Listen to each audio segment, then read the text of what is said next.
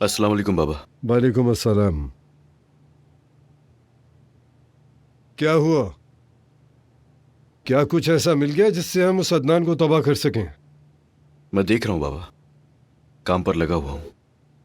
हो सकता है अब उसकी जरूरत ही ना पड़े हमें। आप बहुत हो गया, मैं बर्दाश्त नहीं करूंगी। मैं इस घर से अपने बच्चों समेत जा रही हूँ। क्या हुआ है बेटी? क्यों चिल्ला रही हो? जरा मुझे बताओ क्या हुआ है। शर्म नहीं आती, बदतमीज। ना ही तुम में गैरत है और ना ही इखलाक। जनान हद में रहो। लाइन क्रॉस मत करो, हद में रहो अपनी। बाबा, मैं टूट रही हूँ, बहुत हो गया। अब मैं और बर्दाश्त नहीं कर सकती हूँ। अगर आप जान लें कि इसने क्या किया है। साफ साफ बताओ इसने क्या किया। बात को घुमाने की जरूरत नहीं। तुम बताओ इन्हें। मेरी जबान पर वो लफ्ज नहीं आ रहा। तुम्हारी तरह मैं बेशर्म नहीं हूँ। निकल जाओ यहाँ से, निकलो। क्यों? हाँ क्यों? बाबा ने सुन लिया तो शर्मिंदा हो जाओगे। मगर जब तुम उस लड़की का नाम उसके घर के सामने खड़े होकर पुकार रहे थे, तब कोई शर्म क्यों नहीं आई तुम्हें?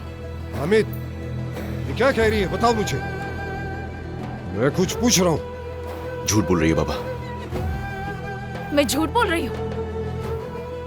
बाबा, मैं सच बताती हूँ। कल रात उसके पास गया था, उसके दरवाजे पर खड़े होकर रो रो कर माफी मांग रहा था। इसकी आवाज से पूरी गली जाग उठी थी। सबने सुना और देखा भी। ये उसका नाम किस तरह पुकार रहा था। क्या ये सच है? बताओ।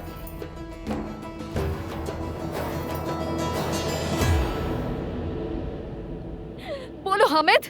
मैंने तो एक मर्द से शादी की थी। मैंने सोचा था एक शरीफ आदमी से ब्याही गई हूँ जो मेरा ख्याल रखेगा, लेकिन ये देखे मैं क्या बन गई हूँ।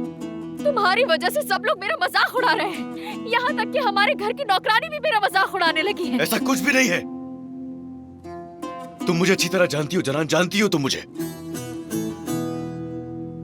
बाबा, क्या ये आपके खानदान आपके नाम की बदनामी नहीं? बताए मुझे, क्या सिर्फ लोग मेरे ही नाम का चर्चा करेंगे? हमारे खानदान का मजाक नहीं बनेगा? खुदा के लिए कुछ तो बोले आप। ठीक है बेटी, अब तुम यहाँ से जाओ और दरवाजा बंद कर देना। जाओ।